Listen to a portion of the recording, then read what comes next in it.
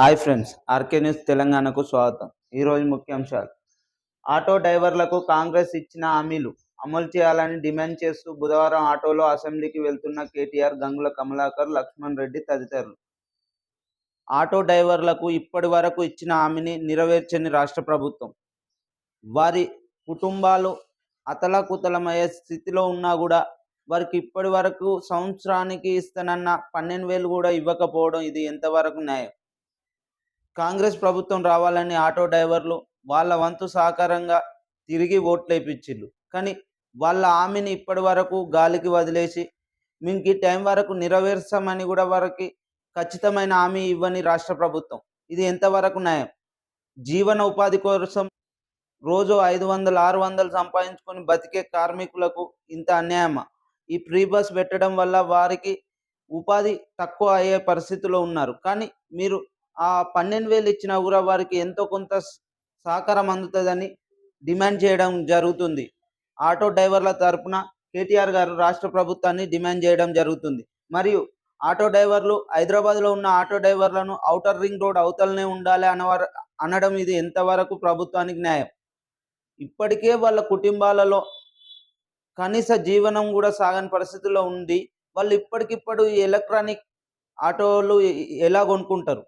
మీరు ప్రభుత్వం వారికి ఎంతో కొంత సహాయం చేయాలి. 50% సబ్సిడీ ఇస్తే వాళ్ళు ఆటోలు కొనుక్కునే పరిస్థితిలో ఉంటారు. కానీ మీరు మొత్తానికే సబ్సిడీ ఏమి ఇయ్యం, మీరే కొనుక్కోవాలి, లేకపోతే ఔటర్ రింగ్ రోడ్ అవతలనే ఉండాలి అనడం ఇది ఎంతవరకు న్యాయం?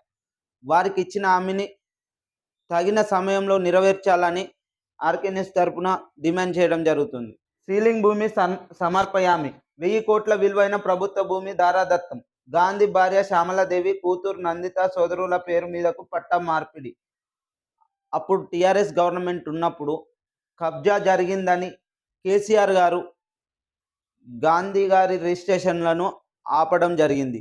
కానీ కాంగ్రెస్ ప్రభుత్వం వచ్చినాక టీఆర్ఎస్లో గెలిచిన ఎమ్మెల్యే అర్కెపూరి గాంధీ గారు ఓ 6 నెలల కాలంలో కాంగ్రెస్ పార్టీకి వెళ్ళడం జరిగింది.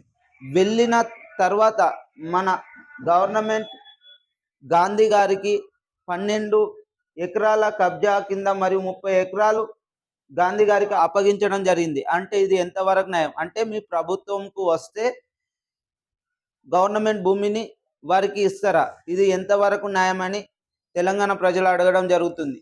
లగచర్ల రైతులకు బెయిల్, ఫలించిన బీఆర్ఎస్ న్యాయ పోరాటం. పట్నం నరేందర్ రెడ్డి 25 మంది రైతులకు ఊరట. బాధిత కుటుంబాలు బీఆర్ఎస్ శ్రేణుల హర్షం. కొడంగల్ నియోజకవర్గంలో భారీగా సంబరాలు. సర్కారుకు చెంపదెబ్బ లాంటిదన్న నేతలు. పంట పండించుకున్న భూములను మేము ఇయ్యం ఫార్మా కంపెనీకి అని రైతులు రాష్ట్ర ప్రభుత్వంపై వ్యతిరేకంగా నిరసనలు చేయడం జరిగింది.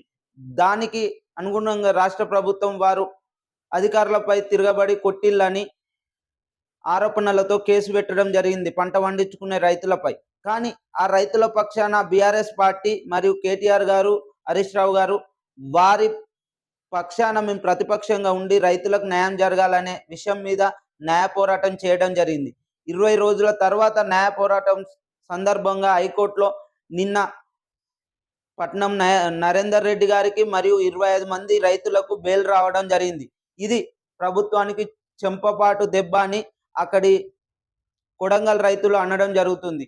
ఎన్ని అసత్య ఆరోపణలతో జైల్లో వేసినా కానీ రైతులకు బెయిల్ వచ్చిందని వారు నిన్న సంబరం చేసుకోవడం జరిగింది కొడంగల్ నియోజకవర్గంలో.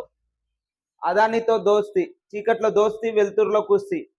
అదానితో కాంగ్రెస్ జాతీయ అధ్యక్షుడు మరియు రాహుల్ గాంధీ గారు అక్కడ అదాని గారి దోస్తీని వ్యతిరేకిస్తారు. కానీ ఇక్కడ రాష్ట్ర ప్రభుత్వం అదానితో దోస్తీ ఉంటుంది.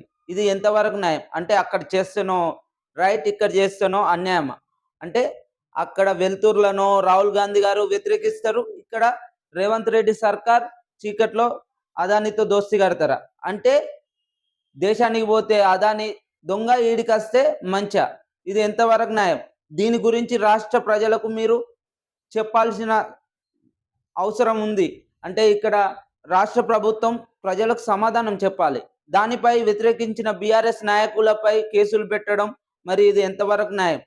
అసెంబ్లీలో డ్రంక్ అండ్ డ్రైవ్ పెట్టాలి. మంత్రి కోమటిరెడ్డిపై హరీష్ రావు ఫైర్. మీరు చెప్పే సుద్దులు మాకొక్కరికే కాదు కాంగ్రెస్ నేతలకు చెప్పాలంటూ దుద్దిర్లకు చురకలు. అసెంబ్లీలో జరిగిన చర్చలపై ఒకరికొకరు దూషించుకోవడం కాదు, ప్రజల పక్షాన ప్రజల సమస్యలు మాట్లాడాలి అసెంబ్లీ అంటే. కానీ ప్రతిపక్షాల మీద ప్రభుత్వ ఎమ్మెల్యేలు మాట్లాడడం ఇది ఎంతవరకు సబబు? అంటే ఒక ప్రతిపక్ష లీడర్లే తప్పు మాట్లాడితే కాదు, ప్రభుత్వంలో ఉన్న ఎమ్మెల్యేలు కూడా తప్పుడు మాట్లాడితే వారిని కూడా సరిదిద్దే క్రమంలో ఉండాలి స్పీకర్ గారు. కానీ అక్కడ ఏంటంటే ఒకరిపై ఒకరు దూషించుకోవడమే జరుగుతుంది తప్ప ప్రజల పక్షాన ప్రజల సమస్యల గురించి మాట్లాడాలని తెలంగాణ ప్రజలు అసెంబ్లీ సాక్షి కోరుకుంటున్నారు.